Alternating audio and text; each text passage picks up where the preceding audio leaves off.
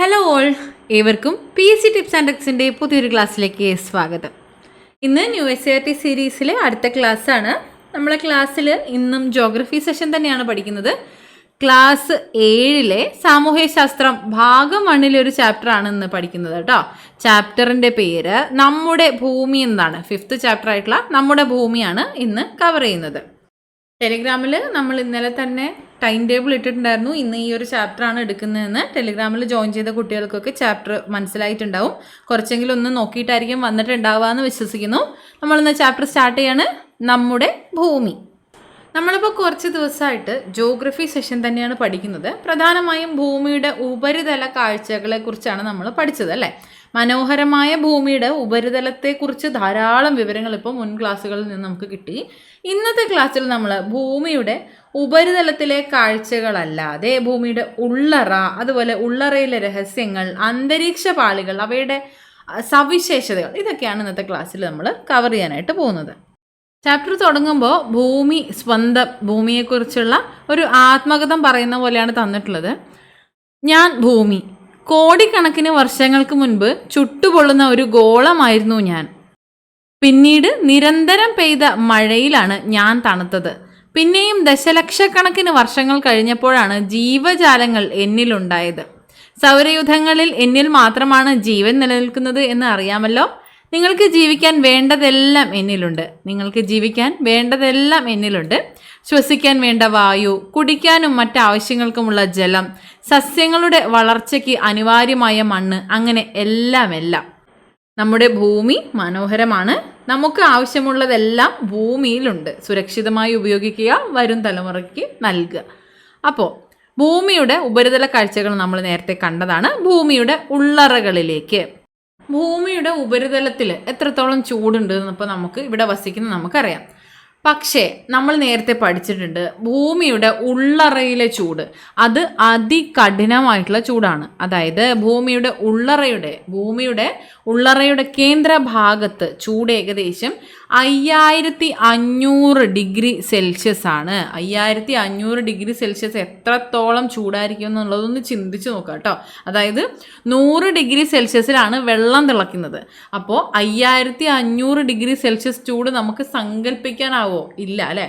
Okay, അപ്പോൾ അത്രത്തോളം ചൂടാണ് ഭൂമിയുടെ ഉള്ളറയിലുള്ളത്. അതായത് മനുഷ്യന് ചെന്നെത്തപ്പെടാൻ പറ്റുന്നതിനേക്കാൾ കൂടുതൽ ചൂടാണ്. ഓക്കെ, അത്രയും മനസ്സിലാക്കുക. അടുത്തത് ഭൂമിയുടെ ഏറ്റവും ആഴമുള്ള ഖനി എത്ര താഴ്ചയിലാണുള്ളത്? ഏകദേശം 12 കിലോമീറ്റർ താഴ്ചയിലാണ് ഏറ്റവും ആഴമുള്ള ഖനിയുള്ളത്. അതായത് അത്രത്തോളം ദൂരം മാത്രമേ നമുക്ക് എത്തിപ്പെടാനായിട്ട് സാധിച്ചിട്ടുള്ളൂ എന്ന് വേണം മനസ്സിലാക്കാൻ. അതെങ്ങനെയാണ്? യന്ത്രങ്ങളുടെയും സുരക്ഷാ ഉപകരണങ്ങളുടെയും സഹായത്തോടെ മാത്രമാണ് മനുഷ്യന് അതിനകത്തേക്ക്, ഈ ഖനിയുടെ അകത്തേക്ക് എത്തിച്ചേരാനായിട്ട് പറ്റിയിട്ടുള്ളൂ. അത്രത്തോളം ദൂരം പോലും മനുഷ്യന് ചെന്നെത്താനാകുന്നത് യന്ത്രങ്ങളുടെയും സുരക്ഷാ ഉപകരണങ്ങളുടെയും സഹായത്തോടെ മാത്രമാണ്. അപ്പോൾ ഈ ഒരു ദൂരം വരെ മാത്രമേ ഭൂമിയുടെ ഉള്ളറയിലേക്ക് നമുക്ക് എത്താനായിട്ട് കഴിഞ്ഞിട്ടുണ്ടായിരുന്നുള്ളൂ. ഏകദേശം 6371 കിലോമീറ്റർ ആണ് ഭൂമിയുടെ കേന്ദ്രത്തിലേക്കുള്ള ദൂരം. അപ്പോൾ നമ്മൾ മനസ്സിലാക്കണം എത്രത്തോളം നമുക്ക് ഭൂമിയെക്കുറിച്ച് അറിയാൻ പറ്റും. നേരെ ചെന്നിട്ട് കുറവാണ്, വളരെ കുറവാണ്. കണ്ടോ, 6371 കിലോമീറ്റർ ആണ് ഭൂമിയുടെ കേന്ദ്രത്തിലേക്കുള്ള ദൂരം. ഭൂമിയിൽ ഏറ്റവും ആഴമുള്ള ഖനിയുടെ ദൂരം എന്ന് പറയുന്നത് 12 കിലോമീറ്റർ മാത്രമേ ഉള്ളൂ. ആണല്ലോ. അപ്പോൾ എങ്ങനെയായിരിക്കും ഭൂമിയുടെ ഉള്ളറകളെ കുറിച്ച് നമ്മൾ പഠിച്ചിട്ടുണ്ടാവുക, നമ്മുടെ ശാസ്ത്രജ്ഞർ മനസ്സിലാക്കിയിട്ടുണ്ടാവുക? അതായത് ചില ശാസ്ത്ര പഠനങ്ങളുടെയും നിഗമനങ്ങളുടെയൊക്കെ അടിസ്ഥാനത്തിലാണ് ഭൂമിയുടെ ഉള്ളറയെക്കുറിച്ചുള്ള പഠനങ്ങൾ അല്ലെങ്കിൽ വിവരങ്ങൾ നമുക്ക് ലഭിച്ചിട്ടുള്ളത്. അത് ഏതൊക്കെയാണെന്നാണ് ഇനി പറയുന്നത് കേട്ടോ. അഗ്നിപർവ്വത സ്ഫോടനങ്ങളിലൂടെ ഭൂമിയുടെ ഉപരിതലത്തിൽ എത്തിച്ചേരുന്ന വസ്തുക്കൾ പരിശോധിക്കുന്നതിൽ നിന്നും നമുക്ക് കുറച്ച് വിവരങ്ങൾ ലഭിക്കും. ഖനികളിൽ നിന്ന് ശേഖരിക്കുന്ന വിവരങ്ങളിൽ നിന്നും നമുക്ക് കുറച്ച് നിഗമനങ്ങളിൽ എത്താനായി സാധിക്കും. ഭൂകമ്പ സമയത്തുണ്ടാകുന്ന തരംഗങ്ങളുടെ ചലനം വിശകലനം ചെയ്യുന്നതിൽ നിന്നും നമുക്ക് ഭൂമിയുടെ ഉള്ളറയെ സംബന്ധിച്ച വിവരങ്ങൾ ലഭിക്കും. അപ്പോൾ ഇത്തരം സാഹചര്യങ്ങളാണ് അല്ലെങ്കിൽ ഇത്തരം ശാഖകളാണ്, ഇത്തരം സോഴ്സസ് ആണ് നമ്മൾ ശാസ്ത്രീയമായ പഠനത്തിനായി പരിഗണിക്കുന്നതും അവയിൽ നിന്ന് നമുക്ക് ലഭിച്ച നിഗമനങ്ങളുടെ അടിസ്ഥാനത്തിലാണ് ഭൂമിയുടെ ഉള്ളറയെ സംബന്ധിച്ച വിവരങ്ങൾ രൂപപ്പെട്ടിട്ടുള്ളത്. അപ്പോൾ ഏതൊക്കെയാണ്? ഒന്നാമത്തേത്, അഗ്നിപർവ്വത സ്ഫോടനങ്ങളിലൂടെ ഭൂമിയുടെ ഉപരിതലത്തിൽ എത്തിച്ചേരുന്ന വസ്തുക്കൾ പരിശോധിക്കുന്നതിൽ നിന്ന്, ഖനികളിൽ നിന്ന് ശേഖരിക്കുന്ന വിവരങ്ങളിൽ നിന്ന്, ഭൂകമ്പ സമയത്തുണ്ടാകുന്ന തരംഗങ്ങളുടെ ചലനം വിശകലനം ചെയ്യുന്നതിൽ നിന്ന്. ഓക്കെ, അപ്പോൾ സോഴ്സസ് എന്താണെന്ന് നമുക്ക് മനസ്സിലായി. ഇനി ഭൂമിയുടെ ഘടന. ഭൂമിയുടെ പാളികൾ മനസ്സിലാക്കത്തക്ക വിധത്തിൽ പിക്ചറൈസ് ചെയ്ത് തന്നിട്ടുണ്ട്. നോക്കുമ്പോൾ നമുക്ക് എന്തൊക്കെയാണ് മനസ്സിലാക്കുന്നത്? ഒന്നാമത്, ഉള്ളിലത്തെ ഭാഗം ഇതാ അകക്കാമ്പാണ്. അതിന് തൊട്ട് ശേഷം വരുന്നത് പുറക്കാമ്പ്. പിന്നീട് മാൻഡിൽ. ഏറ്റവും പുറത്തായി കട്ടി കുറഞ്ഞ ഒരു ഭാഗം വരുന്നത് ഭൂവൽക്കമാണ്. ഭൂമിയുടെ ഏറ്റവും പുറമെയുള്ള ഖരഭാഗമാണ് ഭൂവൽക്കം. ഭൂമിയുടെ ഉള്ളറയിൽ ഭൂവൽക്കത്തിന് തൊട്ട് താഴെയായിട്ട് കാണപ്പെടുന്ന പാളിയാണ് മാൻഡിൽ എന്ന് പറയുന്നത്. മാൻഡിൽ. അത് കഴിഞ്ഞ് വരുന്നതാണ് കാമ്പ്.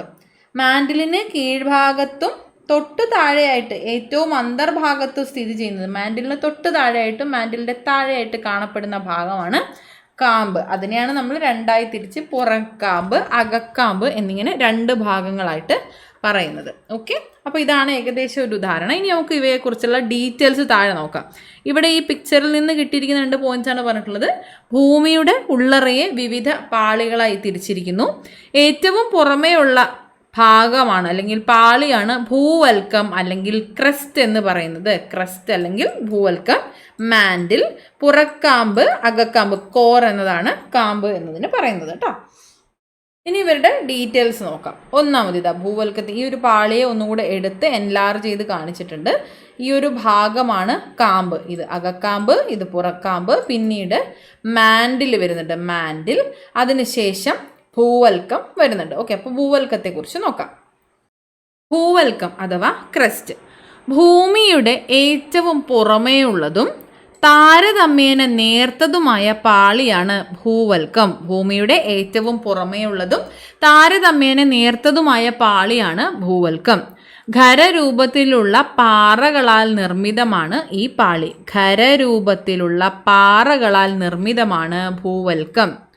ഭൂവൽക്കത്തിന് വൻകര ഭൂവൽക്കം, സമുദ്ര ഭൂവൽക്കം എന്നിങ്ങനെ 2 ഭാഗങ്ങളുണ്ട്. ഇതാണ് കേട്ടോ വൻകര ഭൂവൽക്കം, ഇതും സമുദ്ര ഭൂവൽക്കം ഇതുമാണ്. വൻകര ഭൂവൽക്കം, സമുദ്ര ഭൂവൽക്കം എന്നിങ്ങനെ 2 ഭാഗങ്ങളുണ്ട്. വൻകര ഭൂവൽക്കത്തിനാണ് കനം കൂടുതൽ. ഈ ഒരു കനം കൂടുതൽ വൻകര ഭൂവൽക്കത്തിനാണ്. ശരാശരി കനം 30 കിലോമീറ്ററോളം വരും. വൻകര ഭൂവൽക്കത്തിന് പർവ്വത പ്രദേശങ്ങളിൽ ഏകദേശം 70 കിലോമീറ്റർ കനമുണ്ട്. പർവ്വത പ്രദേശമാകുമ്പോൾ ഇത്രയും വരുമല്ലോ, അപ്പോൾ 70 കിലോമീറ്ററോളം വരും. എന്നാൽ സമുദ്ര ഭൂവൽക്കത്തിന് ഇവിടെ എത്തുമ്പോൾ കനം കുറയും.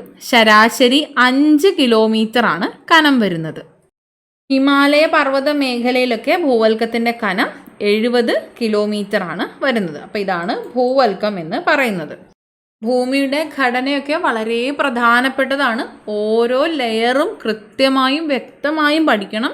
PYQയിൽ ധാരാളം ചോദ്യങ്ങൾ വന്നിട്ടുണ്ട്. അത്രയേറെ ഇമ്പോർട്ടൻ്റ് ആണ്. ഓരോ പോയിൻറ്റ്സും കൃത്യമായി പഠിക്കണം. ഇത് ഇൻ്റർചേഞ്ച് ചെയ്ത് പോകാൻ, നമുക്ക് കൺഫ്യൂഷൻ ആയി പോകാൻ ചാൻസ് ഉള്ള ഒരു ഭാഗമാണ്. ശ്രദ്ധിച്ച് പഠിക്കണം കേട്ടോ. അപ്പോൾ ഇത്രയും പോയിൻറ്റ്സ് പോരാ, കുറച്ചും കൂടെ പോയിൻറ്റ്സ് പഠിക്കാനുണ്ട്. ഒന്ന് പറഞ്ഞു പോകാവുന്നതാണ് കുറച്ച് പോയിൻറ്റ്സ്.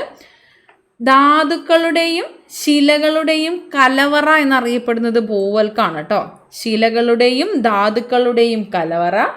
ബാഹ്യ സിലിക്കേറ്റ് മണ്ഡലം എന്നറിയപ്പെടുന്നതും ഭൂവൽക്കമാണ്. ശിലാനിർമ്മിതമായിട്ടുള്ള കട്ടിയുള്ള പാളിയാണെന്ന് നമ്മൾ ഓൾറെഡി പറഞ്ഞു. ബാഹ്യ സിലിക്കേറ്റ് മണ്ഡലം എന്ന് അറിയപ്പെടുന്നു. ശിലകളുടെയും ധാതുക്കളുടെയും കലവറ എന്നും അറിയപ്പെടുന്നത് ഭൂവൽക്കമാണ്. ഇനി ഭൂവൽക്കത്തിൽ വൻകര ഭാഗങ്ങളുടെ മുകൾ തട്ട് അറിയപ്പെടുന്ന പേര് സിയാൽ എന്നാണ്. സിയാൽ എന്നാണ് അറിയപ്പെടുന്നത്.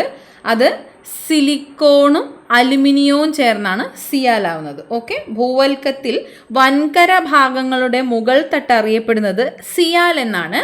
സിയാൽ, സിലിക്കോൺ, അലുമിനിയം എന്നിവയാണ്. സിയാലിന് തൊട്ട് താഴെയായിട്ട് കാണപ്പെടുന്ന കടൽ തറ അറിയപ്പെടുന്നത് സിമ എന്നാണ്. സിമയാണ്. അത് സിലിക്കോണും മഗ്നീഷ്യവുമാണ് കേട്ടോ. മഗ്നീഷ്യവുമാണ്, സിലിക്കോണും മഗ്നീഷ്യവുമാണ് സിമ എന്ന് അറിയപ്പെടുന്നത്. സിയാലിന് തൊട്ടു താഴെയായി കാണപ്പെടുന്ന കടൽത്തറയാണ് സിമ. സിലിക്കോണും മഗ്നീഷ്യവുമാണ് സിമ. ഇനി PSC നേരത്തെ ചോദിച്ചിട്ടുള്ള മൾട്ടിപ്പിൾ ടൈംസ് ചോദിച്ചിട്ടുള്ള ഒരു ചോദ്യമാണ്. ഭൂവൽക്കത്തിന് തൊട്ടു താഴെയായി ശിലകൾ ദ്രാവകാവസ്ഥയിൽ കാണപ്പെടുന്ന താരതമ്യേന ഉയർന്ന സാന്ദ്രതയുള്ള ഒരു മേഖലയുണ്ട്. അതാണ് അസ്തനോസ്ഫിയർ എന്ന് പറയുന്നത്.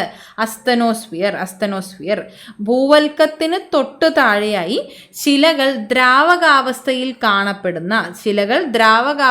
സ്ഥിതി ചെയ്യുന്ന താരതമ്യേന ഉയർന്ന സാന്ദ്രതയുള്ള മേഖലയാണ് അസ്തനോസ്ഫിയർ എന്ന് പറയുന്നത്.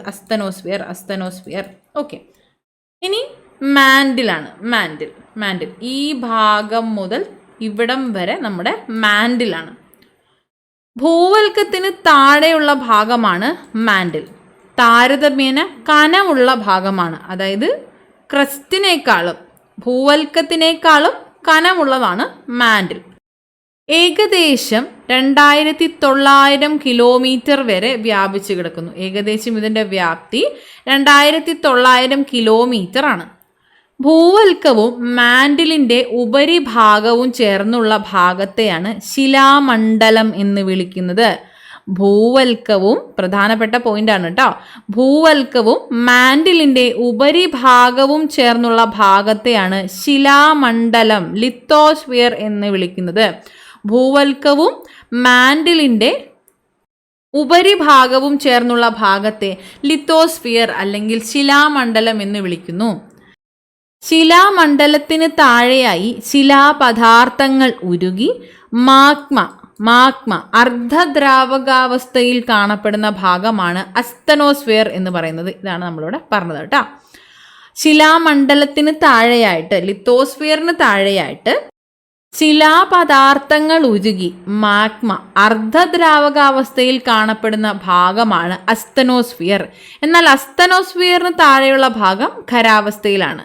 ഓരോ ലെയറും ഏത് അവസ്ഥയിലാണ് സ്ഥിതി ചെയ്യുന്നത് എന്നും ചോദിച്ചിട്ടുണ്ട്, പഠിക്കുക. അപ്പോൾ നമ്മൾ ക്രസ്റ്റ് കണ്ടു, മാൻഡിൽ കണ്ടു, ലിത്തോസ്ഫിയർ കണ്ടു, അസ്തനോസ്ഫിയർ കണ്ടു. ഓക്കെ, അടുത്തത് കാമ്പാണ്. മാൻഡിലിന് താഴെയുള്ള ഭാഗമാണ് കാമ്പ്. കാമ്പിന് പുറക്കാമ്പ്, അകക്കാമ്പ് എന്നീ 2 ഭാഗങ്ങളുണ്ട്. പുറക്കാമ്പ് ദ്രാവകാവസ്ഥയിലും അകക്കാമ്പ് ഖരാവസ്ഥയിലുമാണ് സ്ഥിതി ചെയ്യുന്നത്. പുറക്കാമ്പ് ദ്രാവകാവസ്ഥയിലും അകക്കാമ്പ് ഖരാവസ്ഥയിലുമാണ് സ്ഥിതി ചെയ്യുന്നത്.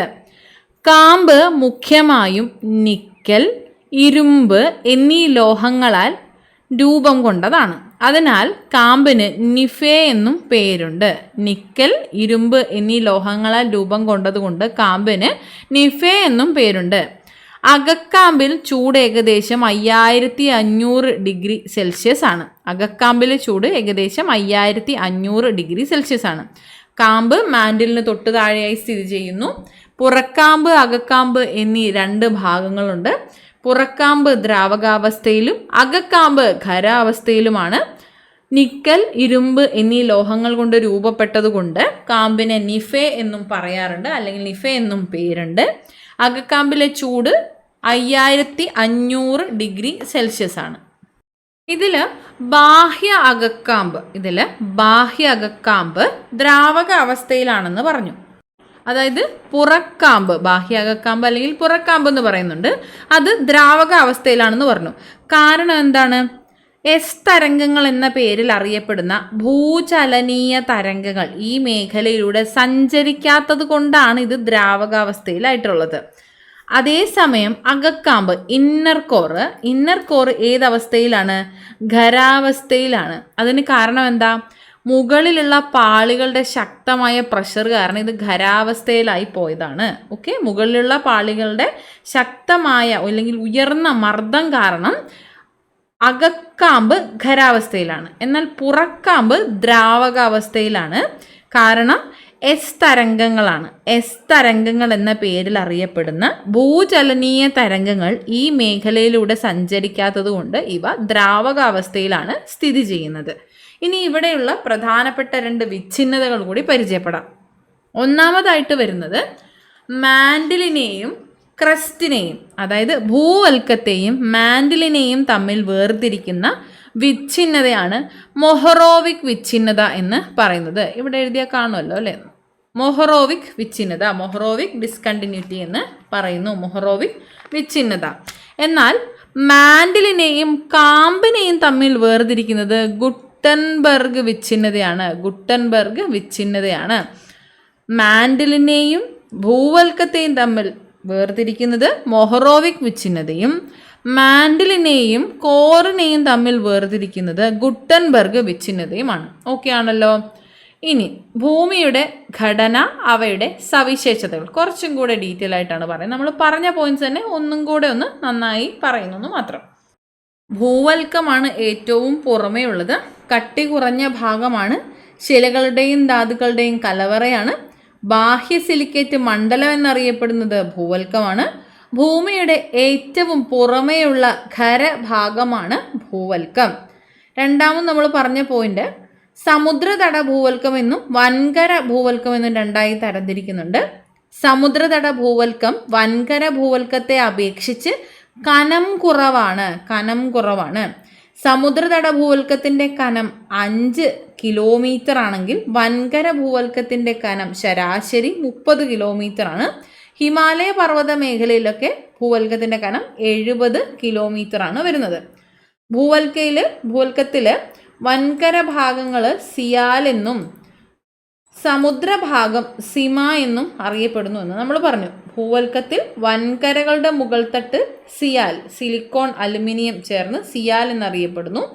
സിയാലിന് തൊട്ട് താഴെയായി കാണപ്പെടുന്ന കടൽത്തറയാണ് സിമ. സിലിക്കോണും മഗ്നീഷ്യവും ചേർന്നാണ് സിമ എന്നും പറഞ്ഞു.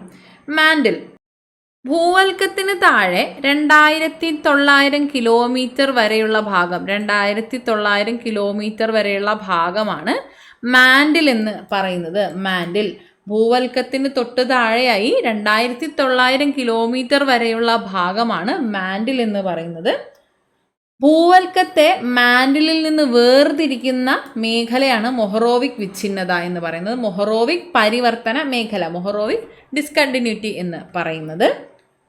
ഭൂവൽക്കവും മാൻഡിലിൻ്റെ ഉപരിഭാഗവും ചേർന്ന ഭാഗം അറിയപ്പെടുന്ന പേര് ശിലാമണ്ഡലം അല്ലെങ്കിൽ ലിത്തോസ്ഫിയർ എന്നാണ്. ശിലാമണ്ഡലം അല്ലെങ്കിൽ ലിത്തോസ്ഫിയർ എന്നാണ്. സ്ഥലമണ്ഡലം, പാറക്കെട്ട് നിറഞ്ഞ മണ്ഡലം എന്നിങ്ങനെയൊക്കെ അറിയപ്പെടുന്നത് ലിത്തോസ്ഫിയർ ആണ്. ഈ ശിലാമണ്ഡലത്തിൻ്റെ, ലിത്തോസ്ഫിയറിൻ്റെ തൊട്ടു താഴെയായി കാണപ്പെടുന്ന അർദ്ധദ്രാവകാവസ്ഥയിലുള്ള സെമി ലിക്വിഡ് സ്റ്റേറ്റിലുള്ളത്, അർദ്ധദ്രാവകാവസ്ഥയിൽ കാണപ്പെടുന്ന മാൻഡിലിൻ്റെ ഭാഗമാണ് അസ്തനോസ്ഫിയർ എന്നത്. വളരെ പ്രധാനപ്പെട്ട ഒരു പോയിന്റാണ് കേട്ടോ, അസ്തനോസ്ഫിയർ. ശിലാമണ്ഡലത്തിന് തൊട്ട് താഴെയായി അർദ്ധദ്രാവകാവസ്ഥയിൽ കാണപ്പെടുന്ന മാൻഡിലിൻ്റെ ഭാഗമാണ് അസ്തനോസ്ഫിയർ. ഇനി ഇതിൽ ഭൂമിയുടെ പിണ്ഡത്തിൽ ഏറ്റവും കൂടുതലുള്ള ഭാഗമാണ് മാൻഡിൽ. ഭൂമിയുടെ പിണ്ഡത്തിൽ ഏറ്റവും കൂടുതൽ മാൻഡിലാണ്, മാൻഡിൽ. ഇനി കാമ്പ്, നിഫെ എന്ന് അറിയപ്പെടുന്നത് കാമ്പാണ്. മാൻഡിലിൻ്റെ തൊട്ട് താഴെയായി കാണപ്പെടുന്ന ഏറ്റവും അന്തർഭാഗത്തുള്ള പാളിയാണ് കാമ്പ്. അതിനുശേഷം കാമ്പ് നിഫെ എന്നറിയപ്പെടുന്നു നമ്മൾ പറഞ്ഞു. ഇനി കാമ്പിനെയും മാൻഡിലിനെയും വേർതിരിക്കുന്ന അതിർവരമ്പാണ് ഗുട്ടൻബർഗ് വിച്ഛിന്നത അല്ലെങ്കിൽ ഡിസ്കണ്ടിന്യൂറ്റി എന്ന് പറയുന്നു. ഇതിൽ കാമ്പ് 2 തരത്തിലാണ്, ഒന്ന് പുറക്കാമ്പ്, ഒന്ന് അകക്കാമ്പ് എന്നിങ്ങനെ. അതിൽ പുറക്കാമ്പ് ദ്രാവകാവസ്ഥയിലും അകക്കാമ്പ് ഖരാവസ്ഥയിലും ആണ്. ഓക്കെ ആണല്ലോ. അടുത്തത്, ഇത്രയും നമ്മൾ ഡീറ്റെയിൽ ആയിട്ട് ഭൂമിയുടെ ഘടന പറഞ്ഞു. കുറച്ച് ക്വസ്റ്റ്യൻസ് പോലെ തന്നിട്ടുണ്ട്, ശരിയോ തെറ്റോ എന്ന് പറയാൻ. ഒന്ന് ചെക്ക് ചെയ്ത് നോക്കുക കേട്ടോ. നിങ്ങൾക്ക് ഇത് എത്രത്തോളം കിട്ടിയിട്ടുണ്ട് എന്നുള്ളതൊന്ന് അനലൈസ് ചെയ്യാനായിട്ട് സാധിക്കും. ഒന്ന് ജസ്റ്റ് ക്വസ്റ്റ്യൻസ് നോക്കുക, എന്നിട്ട് അത് കിട്ടിയിട്ടുണ്ടോ ചെക്ക് ചെയ്യാം. അത് കിട്ടിയിട്ടുണ്ടെങ്കിൽ നിങ്ങൾക്ക് ഈ പറഞ്ഞതെല്ലാം ക്ലിയർ ആയി എന്നാണ് അതിൻ്റെ അർത്ഥം. നമുക്ക് അടുത്ത് നോക്കാം. ഭൂമിയുടെ അന്തരീക്ഷം. ഭൂമിയിലെ താപനില നിലനിർത്തുന്നതിന് പ്രധാന പങ്ക് വഹിക്കുന്ന ഒന്നാണ് അന്തരീക്ഷം എന്ന് പറയുന്നത്. നമ്മൾ നേരത്തെ ഫസ്റ്റ് ഈ ചാപ്റ്ററിൻ്റെ സ്റ്റാർട്ടിങ്ങിൽ ഭൂമി സ്വന്തം ആത്മകഥം പറയുന്നത് പോലെ, ആ ഒരു പ്രയോഗം തെറ്റാണ്, ആത്മകഥം പറയുന്നത് പോലെ സ്വന്തം പറയുന്നതിനെയാണല്ലോ ആത്മകഥം എന്ന് പറയുന്നത്. ഓക്കെ, അപ്പോൾ ഭൂമി ആത്മകഥം പറയുന്നത് പോലെ തന്നൊരു ഭാഗമുണ്ട്. ഭൂമി ആദ്യ സമയത്ത് ഉദ്ഭവ സമയത്ത് ചുട്ടുപഴുത്ത അവസ്ഥയിലായിരുന്നു. പിന്നീടാണ് കാലങ്ങളെടുത്ത്, കോടാനുകോടി വർഷങ്ങളെടുത്ത് സാവധാനം മഴ പെയ്ത് തണുത്ത് ഇന്ന് കാണുന്ന വിധത്തിലേക്ക് മാറി വന്നത് എന്ന് പറയുന്നുണ്ട്. അപ്പോൾ അത്തരത്തിൽ ഉണ്ടായൊരു ഭാഗമാണ് നമ്മൾ ഇനി പറയുന്നത്. ഉദ്ഭവ സമയത്ത് ചുട്ടുപഴുത്ത അവസ്ഥയിലായിരുന്ന ഭൂമി കോടാനുകോടി വർഷങ്ങൾ കൊണ്ട് സാവധാനം തണുത്തു. ഈ പ്രക്രിയയിലൂടെ ഭൂമിയുടെ ഉള്ളിലുണ്ടായിരുന്ന വാതകങ്ങൾ പുറത്തേക്ക് വന്നു. ക്രമേണ ഭൂമിക്ക് ചുറ്റും നിരവധി വാതകങ്ങളുള്ള വായുവിൻ്റെ ഒരു ആവരണം ഉണ്ടായി. ഭൂമിയെ ആവരണം ചെയ്യുന്ന ഈ വാതക പുതപ്പാണ് അന്തരീക്ഷം. ഭൂമിക്ക് ചുറ്റും നിരവധി വാതകങ്ങളുള്ള വായുവിൻ്റെ ഒരു ആവരണമുണ്ടായി. ഭൂമിയെ ആവരണം ചെയ്യുന്ന ഈ വാതക പുതപ്പാണ് അന്തരീക്ഷം. സസ്യങ്ങളുടെ ആവിർഭാവത്തോടെ പ്രകാശ സംശ്ലേഷണ ഫലമായി അന്തരീക്ഷം ഓക്സിജനാൽ സമ്പന്നമായി. അന്തരീക്ഷത്തിലുള്ള വാതകങ്ങളാണ് നൈട്രജൻ, ഓക്സിജൻ, കാർബൺ ഡയോക്സൈഡ് തുടങ്ങിയവ. ഈ വാതകങ്ങൾ കൂടാതെ മറ്റ് വാതകങ്ങളും പൊടിപടലങ്ങളും ജലാംശവും ഉണ്ട്. അന്തരീക്ഷത്തിൽ അടങ്ങിയിട്ടുള്ള വിവിധ വാതകങ്ങൾ ഏതൊക്കെയാണെന്നും അവ എത്ര അളവിൽ കാണപ്പെടുന്നുണ്ട് എന്നുമാണ് ഇനി പറയുന്നത്. അത് അന്തരീക്ഷ സംരചനയിലൂടെയാണ് പഠിക്കുന്നത്. Composition of atmosphere. ഇവിടെ നമ്മൾ പറഞ്ഞ പോയിന്റ് മനസ്സിലായല്ലോ. ഭൂമി പണ്ട് ചുട്ടുപഴുത്ത അവസ്ഥയിലായിരുന്നു. പിന്നീട് കോടാനുകോടി വർഷങ്ങൾ കൊണ്ട് സാവധാനം മഴ പെയ്ത് തണുത്തു. ആ സമയത്ത് ഭൂമിയുടെ ഉള്ളിലുണ്ടായിരുന്ന വാതകങ്ങൾ പുറത്തേക്ക് വന്നു. അവ ഭൂമിക്ക് ചുറ്റും നിരവധി വാതകങ്ങളുള്ള വായുവിൻ്റെ ഒരു ആവരണമായി മാറി. ഭൂമിയെ ആവരണം ചെയ്യുന്ന ഈ ഒരു വാതക പുതപ്പിനെയാണ് നമ്മൾ അന്തരീക്ഷം എന്ന് പറയുന്നത്. പിന്നീട് സസ്യങ്ങളുടെ ആവിർഭാവമുണ്ടായി. സസ്യങ്ങളുടെ ആവിർഭാവത്തോടെ പ്രകാശ സംശ്ലേഷണം ഉണ്ടായി. അതിൻ്റെ ഫലമായിട്ട് അന്തരീക്ഷം ഓക്സിജൻ കൊണ്ട് സമ്പന്നമായി.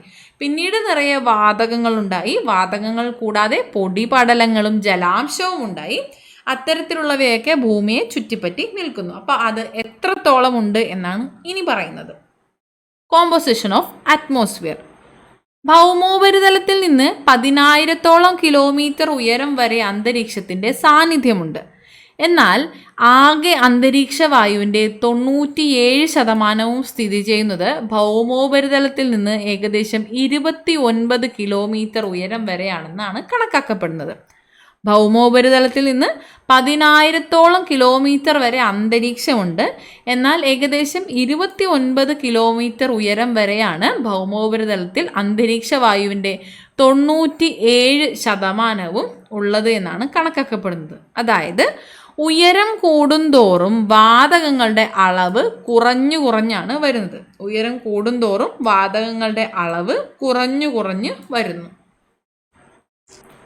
മനുഷ്യനും മറ്റ് ജീവജാലങ്ങൾക്കും ജീവവായുവായ ഓക്സിജൻ, സസ്യങ്ങളുടെ നിലനിൽപ്പിനാവശ്യമായ കാർബൺ ഡയോക്സൈഡ് എന്നിവ ലഭിക്കുന്നത് അന്തരീക്ഷത്തിൽ നിന്നാണ്.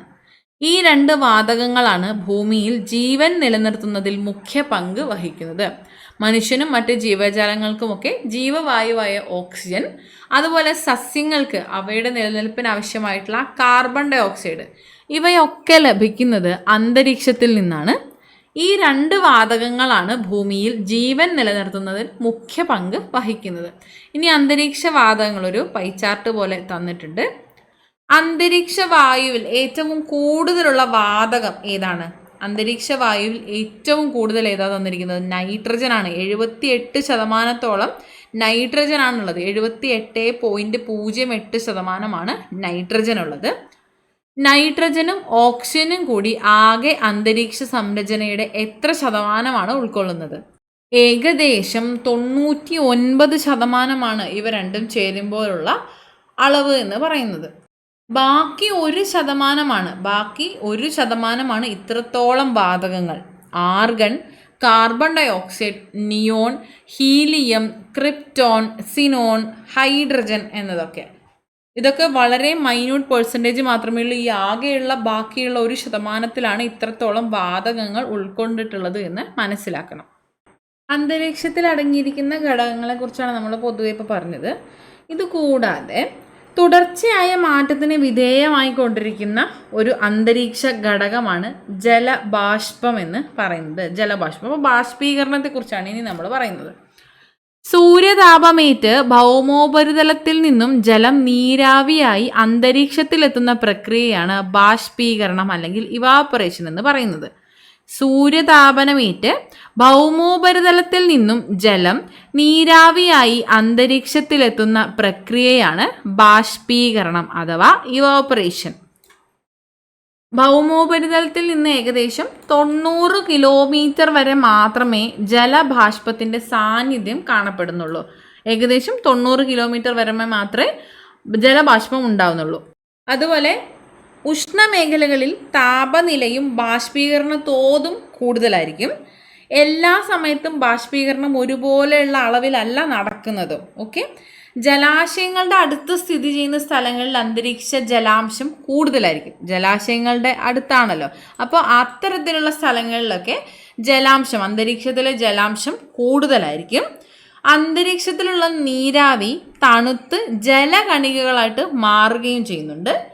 ഭൗമോപരിതലത്തിൽ ഒരു നിശ്ചിത ഉയരത്തിൽ മാത്രമേ ജലബാഷ്പത്തിന് സാധ്യതയുള്ളൂ. അതായത് ഉയരം കൂടുന്തോറും ജലബാഷ്പത്തിൻ്റെ അളവ് കുറഞ്ഞു വരുന്നു. നമ്മളിവിടെ പറഞ്ഞു ഏകദേശം 90 കിലോമീറ്റർ വരെ മാത്രമേ ജലബാഷ്പത്തിൻ്റെ സാന്നിധ്യമുള്ളൂ. ഏകദേശം 90 കിലോമീറ്റർ വരമേ ഉള്ളൂ എന്ന് നമ്മൾ പറഞ്ഞു. ഉയരം കൂടുന്തോറും ജലബാഷ്പത്തിൻ്റെ അളവ് കുറഞ്ഞാണ് വരുന്നത്. ക്ലിയർ ആണല്ലോ. ജലബാഷ്പത്തെക്കുറിച്ച് പൊതുവെ നമുക്കറിയാവുന്നതാണ്, എങ്കിലും ഒന്ന് ക്രോഡീകരിച്ച് പറഞ്ഞു എന്ന് മാത്രമേ ഉള്ളൂ. വാതകങ്ങൾ, ജലതന്മാത്രകൾ എന്നിവയ്ക്ക് പുറമെ പൊടിപടലങ്ങളും അന്തരീക്ഷത്തിൻ്റെ ഭാഗമാണ്. വാതകങ്ങൾ, ജലതന്മാത്രകൾ എന്നിവയ്ക്ക് പുറമെ പൊടിപടലങ്ങളും അന്തരീക്ഷത്തിൻ്റെ ഭാഗമാണ്. പൊടിപടലങ്ങൾ സാധാരണയായി കണ്ടുവരുന്നത് ഭൗമോപരിതലത്തിനോട് ചേർന്നുള്ള അന്തരീക്ഷ ഭാഗങ്ങളിലാണ്. അന്തരീക്ഷത്തിലെ നേർത്ത പൊടിപടലങ്ങളെ ചുറ്റി അന്തരീക്ഷ നീരാവി ഘനീഭവിച്ച് മേഘങ്ങൾ രൂപപ്പെടുന്നു. അതിനാൽ അന്തരീക്ഷത്തിലെ നേർത്ത പൊടിപടലങ്ങളെ ഘനീകരണ മർമ്മങ്ങൾ ഹൈഗ്രോസ്കോപ്പിക് ന്യൂക്ലിയൈ എന്ന് വിളിക്കുന്നു. അന്തരീക്ഷത്തിൽ നമ്മൾ പറഞ്ഞു വാതകങ്ങൾ അടങ്ങുന്നു, അതുപോലെ ജലബാഷ്പം അടങ്ങുന്നു എന്ന് നമ്മൾ പറഞ്ഞു. ഇത് കൂടാതെ പൊടിപടലങ്ങളും അന്തരീക്ഷത്തിൻ്റെ ഭാഗമായുണ്ട്. ഇത്തരത്തിലുള്ള പൊടിപടലങ്ങളെ ചുറ്റിപ്പറ്റി അന്തരീക്ഷ നീരാവി ഘനീഭവിച്ച് മേഘങ്ങൾ രൂപപ്പെടുന്നു. അന്തരീക്ഷത്തിലെ നേർത്ത പൊടിപടലങ്ങളെ ചുറ്റി അന്തരീക്ഷ നീരാവി ഘനീഭവിച്ച് മേഘങ്ങൾ രൂപപ്പെടുന്നു. അതുകൊണ്ട് അന്തരീക്ഷത്തിലെ നേർത്ത പൊടിപടലങ്ങളെ ഘനീകരണ മർമ്മങ്ങൾ ഹൈഗ്രോസ്കോപ്പിക് ന്യൂക്ലിയൈ എന്ന് വിളിക്കുന്നു. ഏതൊക്കെ മാർഗങ്ങളിലൂടെ ആയിരിക്കാം അന്തരീക്ഷത്തിലെ പൊടിപടലങ്ങൾ എത്തുന്നത്? ഒന്നാമത് കാറ്റിലൂടെ ഭൂമിയിൽ നിന്ന് ഉയർന്ന് മുകളിലെത്തുന്നവ ഉൾപ്പെടുന്നു. അഗ്നിപർവ്വത സ്ഫോടനങ്ങളിലൂടെ പുറത്തു വരുന്ന പൊടിപടലങ്ങൾ ഉൾപ്പെടുന്നു. ഉൽക്കകൾ കത്തുന്നതിലൂടെ ഉണ്ടാകുന്ന ചാരത്തിലൂടെയും പൊടിപടലങ്ങൾ അന്തരീക്ഷത്തിൽ എത്തുന്നു. ഇത്തരം മാർഗങ്ങളിലൂടെയാണ് അന്തരീക്ഷത്തിൽ പൊടിപടലങ്ങൾ എത്തുന്നത്. ഇത് കൂടാതെ കടലുപ്പ്, ചാരം, പൂമ്പൊടി, ഉൽക്കാശകലങ്ങൾ, നേർത്ത മൺതരികൾ തുടങ്ങിയ ചെറിയ ചെറിയ ഖരപദാർത്ഥങ്ങളാണ് പൊടിപടലങ്ങളുടെ ഒരു സ്രോതസ് എന്ന് പറയുന്നത്. ഇനി അന്തരീക്ഷത്തിൻ്റെ പ്രാധാന്യം എന്തൊക്കെയാണ്? ഭൂമിയിലെ ജീവജാലങ്ങളുടെ നിലനിൽപ്പിന് അന്തരീക്ഷം എങ്ങനെയെല്ലാം പ്രയോജനപ്പെടുന്നുണ്ട്? ഒന്നാമതായിട്ട് കാലാവസ്ഥാ പ്രതിഭാസങ്ങൾക്ക് കാരണമാകുന്നു എന്നതാണ്. കാലാവസ്ഥാ പ്രതിഭാസങ്ങൾക്ക് കാരണമാകുന്നു. പ്രധാനമായും താപനിലയുടെ നിയന്ത്രണവും വരുന്നുണ്ട്. ഭൂമിയിലെ താപനില ജീവജാലങ്ങൾക്ക് അനുയോജ്യമായ രീതിയിൽ നിലനിർത്താൻ സഹായിക്കുന്നത് അന്തരീക്ഷമായതുകൊണ്ട് കാലാവസ്ഥാ പ്രതിഭാസങ്ങൾക്ക് കാരണമാവുകയും ഭൂമിയിലെ താപനില നിയന്ത്രിച്ച് ജീവജാലങ്ങൾക്ക് അനുയോജ്യമായ രീതിയിൽ നിലനിർത്തുകയും ചെയ്യുന്നുണ്ട്. അടുത്തത് ഹാനികരങ്ങളായ സൂര്യരശ്മികളിൽ നിന്ന് സംരക്ഷിക്കുന്നു എന്നുള്ളതാണ്. സൂര്യനിൽ നിന്നുള്ള ദോഷകരമായിട്ടുള്ള അൾട്രാ വയലറ്റ് രശ്മികളെ ഓസോൺ പാളിയൊക്കെ തടയുന്നുണ്ട്. അപ്പോൾ അത്തരത്തിൽ ഹാനികരങ്ങളായ സൂര്യരശ്മികളിൽ നിന്ന് സംരക്ഷിക്കുന്നു. പിന്നീടുള്ളതാണ് ഉൽക്കാപതനം തടയുന്നു. ബഹിരാകാശത്തു നിന്നുള്ള ഉൽക്കകൾ അന്തരീക്ഷത്തിലേക്ക് കടക്കുമ്പോൾ തന്നെ കത്തി എരിഞ്ഞതും നശിക്കുന്നു. ഇങ്ങനെ ഇത് ഭൂമിയെ രക്ഷിക്കുന്നുണ്ട്. അപ്പോൾ അന്തരീക്ഷം ഉൽക്കാപതനം തടയുന്നു. പിന്നീട് നമുക്ക് പറയാം ഓക്സിജൻ. ശ്വസനത്തിനാവശ്യമായിട്ടുള്ള ഓക്സിജൻ അന്തരീക്ഷത്തിൽ നിന്നാണ് ലഭിക്കുന്നത്. കൂടെ നമുക്ക് പറയാവുന്നതാണ് carbon dioxide. Carbon dioxide സസ്യങ്ങൾക്ക് വളരെ പ്രധാനപ്പെട്ടതാണ്. സസ്യങ്ങൾ പ്രകാശ സംശ്ലേഷണത്തിന് കാർബൺ ഡൈ ഓക്സൈഡ് ഉപയോഗിക്കുന്നു. ഇവയെല്ലാം അന്തരീക്ഷത്തിൽ നിന്നുകൊണ്ടുള്ള നമ്മുടെ പ്രയോജനങ്ങളാണ്. ജീവജാലങ്ങളുടെ നിലനിൽപ്പിന് അന്തരീക്ഷം എത്രത്തോളം സഹായകരമാണ്, എങ്ങനെയെല്ലാം സഹായകരമാണ് എന്നാണ് നമ്മളിപ്പോൾ ഒരു ഔട്ട്ലൈൻ പോലെ പറഞ്ഞത്. നമ്മൾ ഇത്ര നേരം പറഞ്ഞതുപോലെ അന്തരീക്ഷവായു, അന്തരീക്ഷത്തിലെ ജലാംശം, അന്തരീക്ഷത്തിലെ പൊടിപടലങ്ങൾ ഇവയൊക്കെ ഭൂമിയിൽ ജീവൻ നിലനിർത്തുന്നതിൽ എത്രത്തോളം സഹായകരമാകുന്നു, എങ്ങനെയെല്ലാം സഹായകരമാകുന്നു എന്ന് നമ്മളിപ്പോൾ പഠിച്ചു. ആ പഠിച്ചതിനെ ഒന്ന് ക്രോഡീകരിക്കുന്നതിനുള്ളൊരു ആക്ടിവിറ്റി പോലെയാണ് ഇത് തന്നിട്ടുള്ളത്. ചെക്ക് ചെയ്ത് നോക്കാം കേട്ടോ. ഇനിയിപ്പോൾ നമ്മൾ ഇത്ര നേരം പറഞ്ഞത് അന്തരീക്ഷത്തെക്കുറിച്ചാണ്. അന്തരീക്ഷം എങ്ങനെ എത്രത്തോളം മനുഷ്യന്, ജീവജാലങ്ങൾക്കൊക്കെ സഹായകരമാകുന്നു എന്നത്. ഇത്തരത്തിലുള്ള അന്തരീക്ഷം മലിനീകരണമാകുന്ന ഒരു സാഹചര്യം നിലനിൽക്കുന്നുണ്ട്. അപ്പോൾ എന്താണ് അന്തരീക്ഷ മലിനീകരണം? അന്തരീക്ഷ വായുവിൻ്റെ സംരചനയ്ക്ക് മാറ്റം വരുത്തുന്ന രീതിയിൽ പുകയും വിഷവാതകങ്ങളും മറ്റ് രാസപദാർത്ഥങ്ങളും വായുവിൽ കലരുന്നതാണ് അന്തരീക്ഷ മലിനീകരണം. അന്തരീക്ഷ വായുവിൻ്റെ സംരചനയ്ക്ക് മാറ്റം വരുത്തുന്ന രീതിയിൽ പുകയും വിഷവാതകങ്ങളും മറ്റ് രാസപദാർത്ഥങ്ങളും വായുവിൽ കലർന്നതാണ് അന്തരീക്ഷ മലിനീകരണം എന്ന് പറയുന്നത്. ഈ പിക്ചർ നമ്മൾ നോക്കിക്കേ. അന്തരീക്ഷ മലിനീകരണത്തിൻ്റെ സാധ്യതകളാണ് ഇവിടെ തന്നിട്ടുള്ളത്. എത്രത്തോളം, എങ്ങനെയൊക്കെയാണ്, ഏതെല്ലാം വിധത്തിലാണ് അന്തരീക്ഷ മലിനീകരണം സംഭവിക്കുന്നത് എന്ന് നമുക്ക് ഈ പിക്ചറിലൂടെ മനസ്സിലാക്കാനായിട്ട് സാധിക്കും. ഫാക്ടറികളിൽ നിന്ന് പുറന്തള്ളുന്ന വായു, അതുപോലെ വാഹനങ്ങളിൽ നിന്നുണ്ടാകുന്ന കാർബൺ മോണോക്സൈഡിൻ്റെയൊക്കെ പുറന്തള്ളൽ, ശബ്ദമലിനീകരണവും വായു മലിനീകരണവും ഉണ്ടാകുന്ന സാഹചര്യമാണ് ഇവിടെ തന്നിട്ടുള്ളത്. അടുത്തത് പ്ലാസ്റ്റിക്കിൻ്റെ അലക്ഷ്യമായ വലിച്ചെറിഞ്ഞ പ്ലാസ്റ്റിക്കുകളൊക്കെ കൂട്ടിയിട്ട് കത്തിക്കുമ്പോൾ ഉണ്ടാകുന്ന പുക മലിനീകരണം. പിന്നീടും കത്തിക്കുമ്പോൾ ഉണ്ടാകുന്നതാണ്. വയലുകളിലൊക്കെ തീയിട്ട് അവിടുത്തെ വൈക്കോലും മറ്റ് അവശിഷ്ടങ്ങളൊക്കെ കത്തിക്കുന്ന സമയത്തും അന്തരീക്ഷ മലിനീകരണം തന്നെയാണ് ഉണ്ടാകുന്നത്. വായു മലിനീകരണം സംഭവിക്കുന്നു. പിന്നീട് കാണാൻ പറ്റുന്നത് കാഴ്ചയ്ക്ക് ഭംഗിയേകുന്ന ഒരു വെടിക്കെട്ടിൻ്റെയൊക്കെ ഒരു പിക്ചറാണ്. പക്ഷേ ഇതും വായു മലിനീകരണത്തിന് കാരണമാകുന്ന ഒരു സാഹചര്യമാണ്. പിന്നീട് ഇവിടെ തന്നിരിക്കുന്ന അഗ്നിപർവ്വത സ്ഫോടനമാണ്. അഗ്നിപർവ്വത സ്ഫോടനം സംഭവിക്കുന്ന സമയത്ത് സ്വാഭാവികമായിട്ടും അന്തരീക്ഷ മലിനീകരണം, വായു മലിനീകരണം ഉണ്ടാകുന്നുണ്ട്. അപ്പോൾ ഇത്തരത്തിലുള്ള അന്തരീക്ഷ മലിനീകരണം ഉണ്ടാകുമ്പോൾ അത് കുറയ്ക്കാനായിട്ട് നമ്മൾ സൂക്ഷിക്കേണ്ട ആവശ്യമുണ്ട്. നിങ്ങൾ ന്യൂസിലൊക്കെ കേട്ട് കാണുമായിരിക്കും, ഡൽഹി പോലെയുള്ള സ്ഥലങ്ങളിൽ വല്ലാത്ത രീതിയിൽ അന്തരീക്ഷം, ഇത് ഈ ഒരു പിക്ചർ ഡൽഹി പോലുള്ള സ്ഥലങ്ങളിൽ നിന്ന് കിട്ടിയിട്ടുള്ളതാണ്. വായു മലിനീകരണം കുറച്ചിട്ടുണ്ടെങ്കിൽ നമ്മുടെ ഡൽഹിയിലൊക്കെയുള്ള താമസക്കാർക്ക് അവരുടെ ആയുസ്സിൽ 12 വർഷം കൂടി കൂട്ടിക്കിട്ടുമെന്നാണ് ഷിക്കാഗോ സർവകലാശാലയിലെ എനർജി പോളിസി ഇൻസ്റ്റിറ്റ്യൂട്ട് നടത്തിയ പഠനങ്ങൾ പറയുന്നത്. അപ്പം അത്രത്തോളം പ്രശ്നമാണ് ഇവിടുത്തെ വായു മലിനീകരണം എന്ന് പറയുന്നത്. പിന്നീട് അമ്ലമഴയെക്കുറിച്ചുള്ള ഒരു പോയിന്റാണ് തന്നിട്ടുള്ളത്. കൽക്കരി, പെട്രോളിയം ഇന്ധനങ്ങൾ, ഡീസൽ തുടങ്ങിയവ കത്തുമ്പോൾ carbon dioxide, carbon monoxide, sulphur dioxide തുടങ്ങിയ നിരവധിയായ വാതകങ്ങൾ അന്തരീക്ഷത്തിൽ എത്തുന്നു. അവ മഴവെള്ളത്തോടൊപ്പം കലർന്ന് വെള്ളത്തിന് ആസിഡ് സ്വഭാവം കൈവന്ന് ഭൂമിയിലെത്തുന്നു. മഴവെള്ളത്തിൻ്റെ pH മൂല്യം 5-ൽ കുറവാണെങ്കിൽ അതിനെ അമ്ലമഴയായി കണക്കാക്കും. അതായത് ശുദ്ധജലത്തിൻ്റെ pH മൂല്യം 7 ആണല്ലോ. അപ്പോൾ മഴവെള്ളത്തിൻ്റെ pH മൂല്യം 5-ൽ കുറവാണെങ്കിൽ അതിനെ അമ്ലമഴയായി കണക്കാക്കും. അതാണ് അമ്ലമഴ. കൽക്കരി, പെട്രോളിയം പോലുള്ള ഇന്ധനങ്ങൾ, ഡീസലൊക്കെ കത്തിക്കുന്ന സമയത്ത് carbon dioxide, carbon monoxide, sulphur dioxide തുടങ്ങിയ നിരവധിയായ വാതകങ്ങൾ അന്തരീക്ഷത്തിലെത്തി അത് മഴവെള്ളത്തോടൊപ്പം കലർന്ന് ഭൂമിയിലേക്ക് എത്തിച്ചേരുന്നു. ഇത്തരത്തിലുള്ള മഴവെള്ളത്തിൻ്റെ pH മൂല്യം ആസിഡിക് ആണെങ്കിൽ, 5-ൽ കുറവാണെങ്കിൽ അമ്ലമഴയായി കണക്കാക്കുന്നു. ഇതാണ് അമ്ലമഴ. ഇനി പുകമഞ്ഞ്, സ്മോഗ്. പുകയും സ്മോക്കും മൂടൽമഞ്ഞ്, ഫോഗും ചേർന്നാണ് സ്മോഗ് രൂപപ്പെടുന്നത്, പുകമഞ്ഞ് രൂപപ്പെടുന്നത്. വ്യവസായശാലകൾ, നിർമ്മാണ പ്രവർത്തനങ്ങൾ, വാഹനങ്ങൾ, കാർഷിക വിളകളുടെ അവശിഷ്ടങ്ങൾ കത്തിക്കൽ തുടങ്ങിയ പ്രവർത്തനങ്ങളിലൂടെ ഉണ്ടാകുന്ന പുകയും പൊടിപടലങ്ങളും അന്തരീക്ഷത്തിൽ നിറയുന്നു. ഇവ മഞ്ഞുമായി കലർന്ന് പുകമഞ്ഞ് രൂപപ്പെടുന്നു. പക്ഷാഘാതം, ഹൃദ്രോഗം, ശ്വാസകോശ രോഗങ്ങൾ എന്നിവ വർദ്ധിക്കാൻ വായു മലിനീകരണം കാരണമാകുന്നുണ്ടെന്ന് പല പഠനങ്ങളും ചൂണ്ടിക്കാണിക്കുന്നു. മനുഷ്യജീവന് എത്രത്തോളം ഹാനികരമാണ് ഈ വായു മലിനീകരണം രൂപപ്പെടുന്നത് എന്നുള്ളത് നമുക്ക് മനസ്സിലായ കാര്യമാണ്.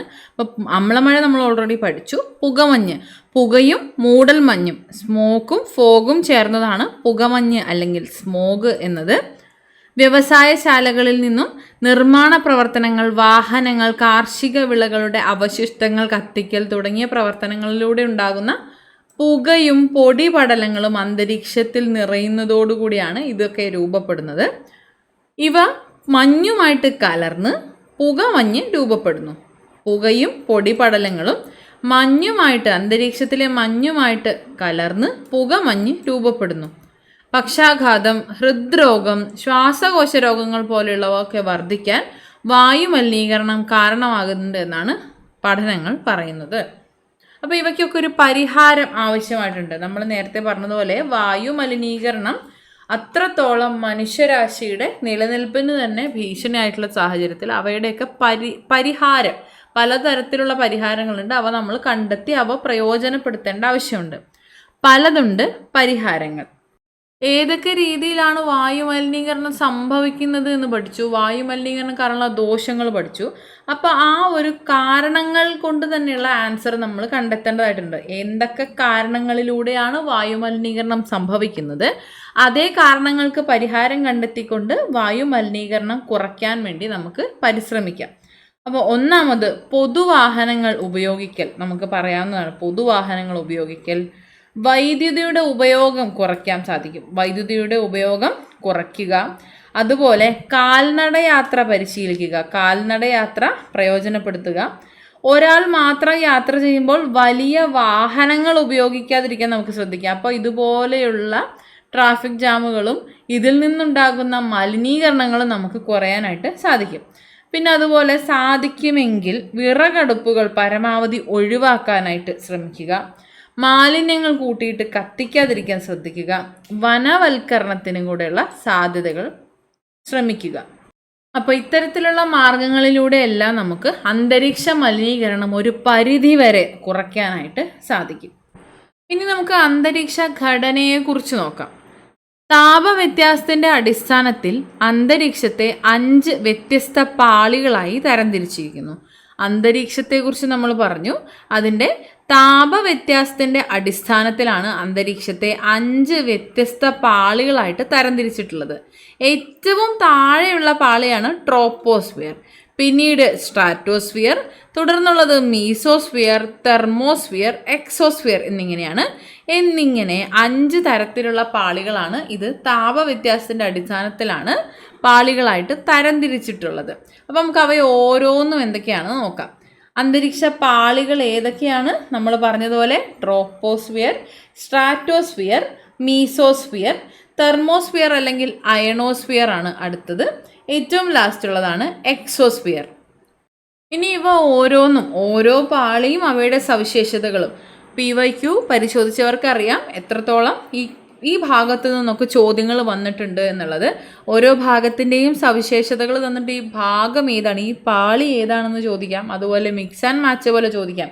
ഓരോ പാളിയിലും കാണപ്പെടുന്ന സവിശേഷതകൾ ഏതൊക്കെയെന്ന് മാച്ച് ചെയ്യാനായിട്ട് പട്ടിക 1, പട്ടിക 2 എന്നിങ്ങനെ തന്നിട്ട് ചോദിക്കാം. അങ്ങനെ വിവിധ തരത്തിൽ ഈ ഭാഗത്തുനിന്ന് ചോദ്യങ്ങൾ വന്നിട്ടുണ്ട് കേട്ടോ. അപ്പോൾ ഈ ഓരോ അന്തരീക്ഷ പാളിയെയും കുറിച്ച് പഠിക്കാം. ട്രോപ്പോസ്ഫിയർ ഒന്നാമത്തെ പാളിയാണ്. അന്തരീക്ഷത്തിൻ്റെ ഏറ്റവും താഴെയുള്ള പാളിയാണ് ട്രോപ്പോസ്ഫിയർ. ഇതിന് ഭൗമോപരിതലത്തിൽ നിന്ന് ശരാശരി 13 കിലോമീറ്റർ വരെ ഉയരം വരും. ഭൗമോപരിതലത്തിൽ നിന്ന് ശരാശരി 13 കിലോമീറ്റർ വരെ ഉയരമുള്ളതാണ് ട്രോപ്പോസ്ഫിയർ. ധ്രുവപ്രദേശത്ത് ഏകദേശം 8 കിലോമീറ്ററും ഭൂമധ്യരേഖാ പ്രദേശത്ത് 18 കിലോമീറ്ററുമാണ് ഉയരം. ധ്രുവപ്രദേശത്ത് 8 കിലോമീറ്ററും ഭൂമധ്യരേഖാ പ്രദേശത്ത് 18 കിലോമീറ്ററുമാണ് ഉയരമുള്ളത്. അതുകൊണ്ടാണ് ഭൂമധ്യരേഖാ പ്രദേശത്ത് ചൂട് കൂടുതലായിട്ടുള്ളത്. ഭൂമധ്യരേഖാ പ്രദേശത്ത് ചൂട് കൂടുതലാകുന്നതിന് കാരണം ഇതാണ്. പൊടിപടലങ്ങളും ജലബാഷ്പവും ഏറ്റവും കൂടുതൽ ഈ പാളിയിലാണ് ഉള്ളത്. ഇതുകൂടാതെ മേഘരൂപീകരണം, മഴ, മഞ്ഞ്, കാറ്റ് തുടങ്ങിയ അന്തരീക്ഷ പ്രതിഭാസങ്ങളും സംഭവിക്കുന്നത് ട്രോപ്പോസ്ഫിയറിലാണ്. ഇത് ചോദിച്ചിട്ടുണ്ട് കേട്ടോ, ഈ ഒരു വരി തന്നെ ചോദിച്ചിട്ടുണ്ട്. മേഘരൂപീകരണം, മഴ, മഞ്ഞ്, കാറ്റ് തുടങ്ങിയ അന്തരീക്ഷ പ്രതിഭാസങ്ങൾ സംഭവിക്കുന്ന അന്തരീക്ഷത്തിലെ പാളിയാണ് ട്രോപ്പോസ്ഫിയർ എന്ന് പറയുന്നത്. ട്രോപ്പോസ്ഫിയറിന്റെ ഒരു പ്രധാന സവിശേഷത ഭൗമോപരിതലത്തിൽ നിന്ന് ഓരോ 165 മീറ്റർ ഉയരത്തിലും 1 ഡിഗ്രി സെൽഷ്യസ് എന്ന തോതിൽ അന്തരീക്ഷ താപനില കുറയുന്നു എന്നതാണ്. ട്രോപ്പോസ്ഫിയറിന്റെ പ്രധാനപ്പെട്ട ഒരു സവിശേഷതയാണിത്. ഓരോ 165 മീറ്റർ ഉയരത്തിലും 1 ഡിഗ്രി സെൽഷ്യസ് എന്ന തോതിൽ അന്തരീക്ഷ താപനില കുറയുന്നു. ഇതിനെയാണ് ക്രമമായ താപനഷ്ട നിരക്ക് അല്ലെങ്കിൽ നോർമൽ ലാപ്സ് റേറ്റ് എന്ന് വിളിക്കുന്നത്. ക്രമമായ താപനഷ്ട നിരക്ക് അല്ലെങ്കിൽ നോർമൽ ലാപ്സ് റേറ്റ് നടക്കുന്നത് ട്രോപ്പോസ്ഫിയറിലാണ്. ഓരോ 165 മീറ്ററിലും 1 ഡിഗ്രി സെൽഷ്യസ് എന്ന തോതിൽ അന്തരീക്ഷ താപനില കുറയുന്നതിനെയാണ് ക്രമമായ താപനഷ്ട നിരക്ക് എന്ന് പറയുന്നത്. ഇതുകൂടാതെ ട്രോപ്പോസ്ഫിയർ ഭൂമിയുടെ ഉപരിതലത്തോട് ചേർന്ന് കാണപ്പെടുന്ന അന്തരീക്ഷ പാളിയാണ്. മനുഷ്യൻ ഉൾപ്പെടെയുള്ള ജീവജാലങ്ങൾ വസിക്കുന്ന ഏറ്റവും താഴ്ന്ന വിധാനത്തിലുള്ള അന്തരീക്ഷ പാളിയും ട്രോപ്പോസ്ഫിയർ ആണ്. ട്രോപ്പോസ്ഫിയറിന്റെ മുകൾ ഭാഗത്തേക്ക് പോകുന്നതോറും അന്തരീക്ഷ ഊഷ്മാവ് കുറഞ്ഞാണ് വരുന്നത്. അങ്ങനെ നോക്കുമ്പോൾ ഭൂമിയോട് അടുത്ത ട്രോപ്പോസ്ഫിയറിന്റെ ഭാഗത്ത് കൂടുതൽ ചൂടാണ് അനുഭവപ്പെടുന്നത് നമുക്കറിയാൻ പറ്റും. അതെന്തുകൊണ്ടാണ്?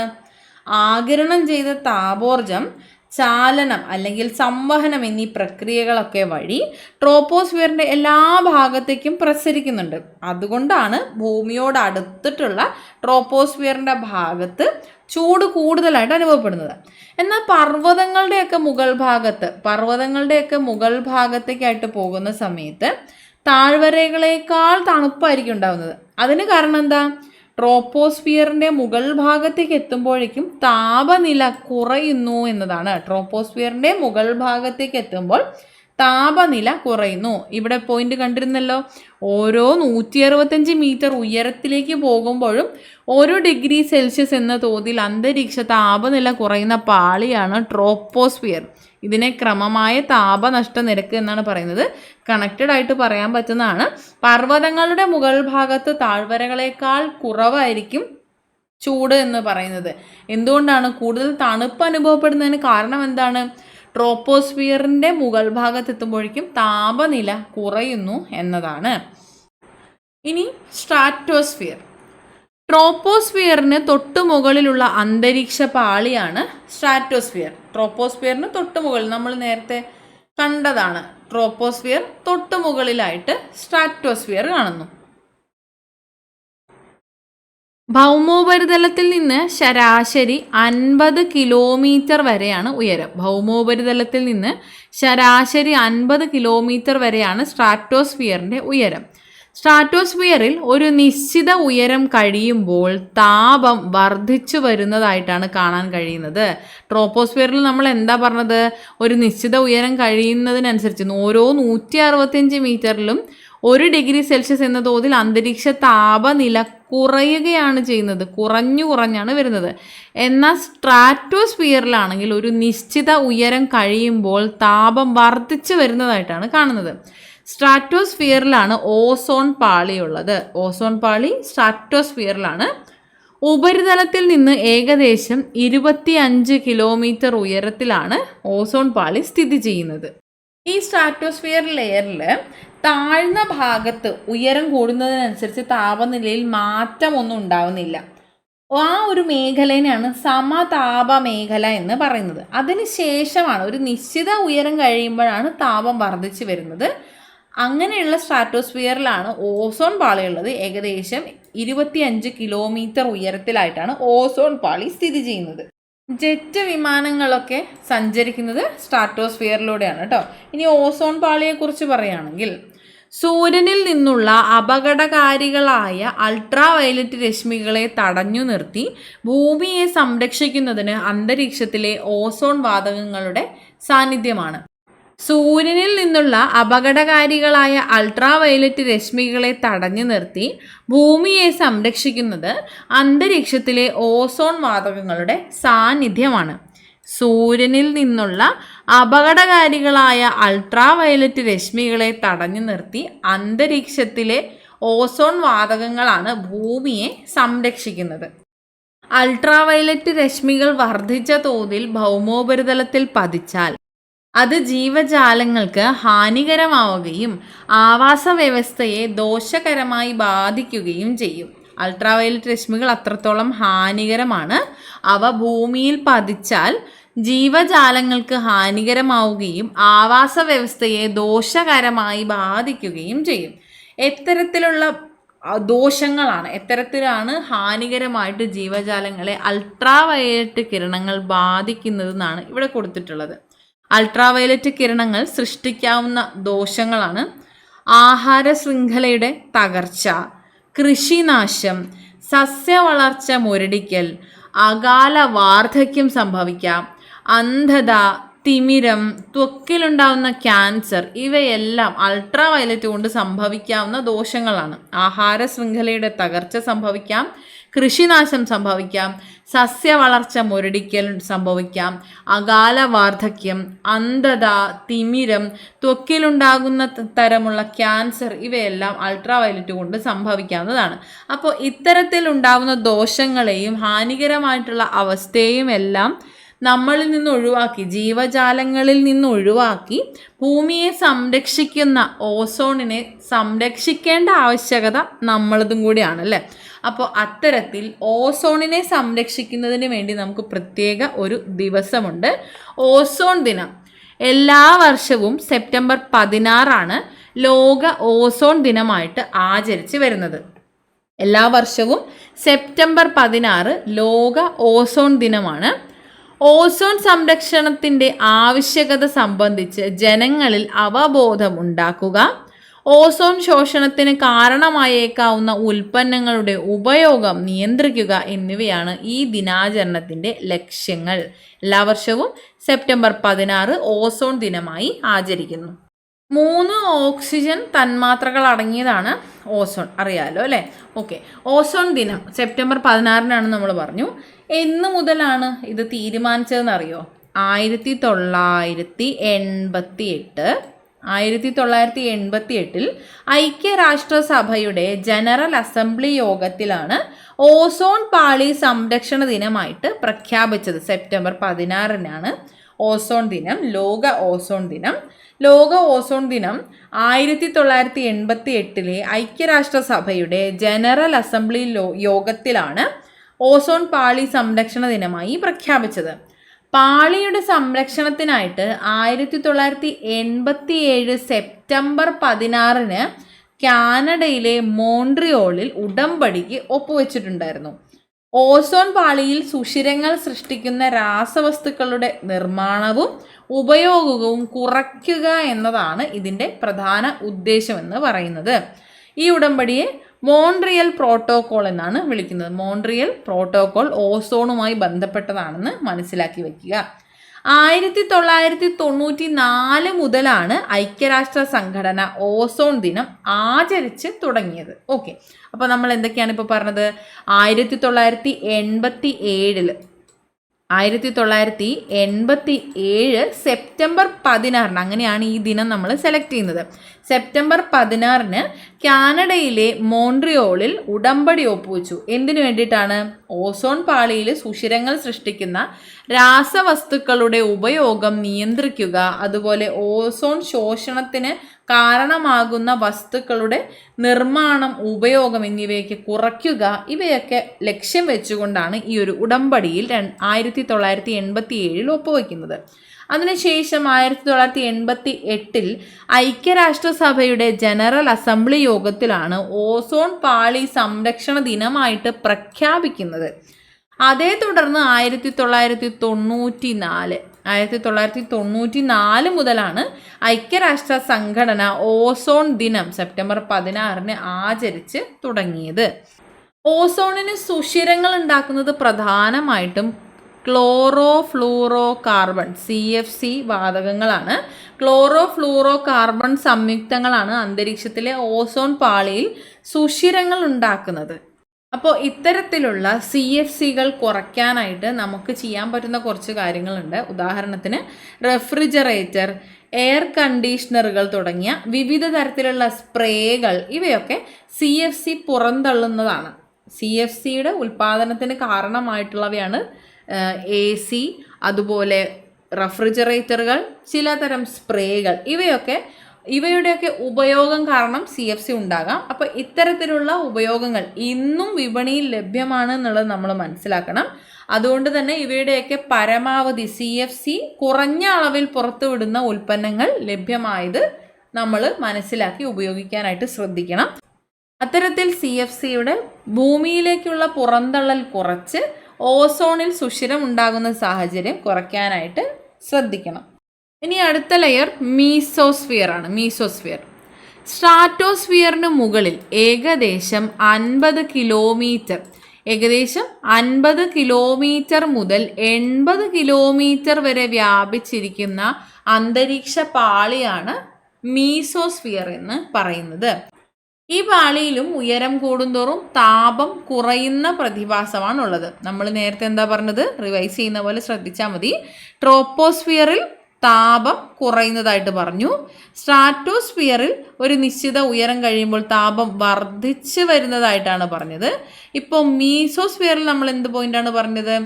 ഉയരം കൂടുന്തോറും താപം കുറയുന്ന പ്രതിഭാസമാണുള്ളത്. ഭൗമോപരിതലത്തിൽ നിന്ന് ഏകദേശം 80 കിലോമീറ്റർ ഉയരത്തിലെത്തുമ്പോഴേക്കും താപനില -100°C വരെയായി താഴുന്നുണ്ട്. അന്തരീക്ഷത്തിലെ ഏറ്റവും കുറഞ്ഞ താപനിലയാണ് മീസോസ്ഫിയറിൽ അനുഭവപ്പെടുന്നത്. അന്തരീക്ഷത്തിലെ ഏറ്റവും കുറഞ്ഞ താപനിലയാണ് മീസോസ്ഫിയറിൽ അനുഭവപ്പെടുന്നത്. ഭൗമാന്തരീക്ഷത്തിലേക്ക് കടന്നെത്തുന്ന ഉൽക്കകൾ മിക്കതും കത്തിച്ചാരമാകുന്നത് മീസോസ്ഫിയറിൽ വെച്ചാണ്. ഭൗമാന്തരീക്ഷത്തിലേക്ക് കടന്നെത്തുന്ന ഉൽക്കകൾ മിക്കതും കത്തിച്ചാരമാകുന്നത് മീസോസ്ഫിയറിൽ വെച്ചാണ്. ഉൽക്കകളൊക്കെ മീസോസ്ഫിയറിൽ പ്രവേശിക്കുമ്പോൾ ഘർഷണത്താൽ കത്തിച്ചാരമാവുകയാണ് ചെയ്യുന്നത്. ഇനി നിശാമേഘങ്ങൾ എന്നറിയപ്പെടുന്ന നോക്ടിലൂസന്റ് മേഘങ്ങൾ കാണപ്പെടുന്ന പാളിയാണ് മീസോസ്ഫിയർ. നിശാമേഘങ്ങൾ എന്നറിയപ്പെടുന്ന നോക്ടിലൂസന്റ് മേഘങ്ങൾ കാണപ്പെടുന്ന പാളിയാണ് മീസോസ്ഫിയർ. മീസോസ്ഫിയറിൽ ഉയരം കൂടുന്നതിനനുസരിച്ച് താപം കുറഞ്ഞാണ് വരുന്നത് എന്ന് ശ്രദ്ധിക്കുക കേട്ടോ. ഓരോ ലെയറിലും താപവ്യത്യാസം എങ്ങനെ അനുഭവപ്പെടുന്നു എന്നുള്ളത് മനസ്സിലാക്കുക. അടുത്തത് തെർമോസ്ഫിയർ. മീസോസ്ഫിയറിന് മുകളിൽ ഏകദേശം 80 മുതൽ 400 കിലോമീറ്റർ വരെ ഉയരത്തിൽ സ്ഥിതി ചെയ്യുന്ന അന്തരീക്ഷ പാളിയാണ് തെർമോസ്ഫിയർ. മീസോസ്ഫിയറിന് തൊട്ടുമുകളിലും എക്സോസ്ഫിയറിന് താഴെയുമായിട്ട് കാണപ്പെടുന്ന അന്തരീക്ഷ പാളിയാണ് തെർമോസ്ഫിയർ എന്ന് പറയുന്നത്. തെർമോസ്ഫിയറിൻ്റെ ഉയരം എന്ന് പറയുന്നത് 80 മുതൽ 400 കിലോമീറ്റർ വരെയാണ്. ഉയരം കൂടുന്തോറും താപനിലയ്ക്ക് എന്ത് മാറ്റം സംഭവിക്കുന്നു? താപനില കൂടി വരുന്നു. തെർമോസ്ഫിയറിൽ ഉയരം കൂടുന്തോറും താപനില കൂടിയാണ് വരുന്നത്. ഉയരം കൂടുന്തോറും താപനില കൂടി വരുന്നു. തെർമോസ്ഫിയറിൻ്റെ താഴ്ന്ന ഭാഗത്തെ അയണോസ്ഫിയർ എന്നാണ് വിളിക്കുന്നത്. തെർമോസ്ഫിയറിൻ്റെ താഴ്ന്ന ഭാഗമാണ് അയണോസ്ഫിയർ.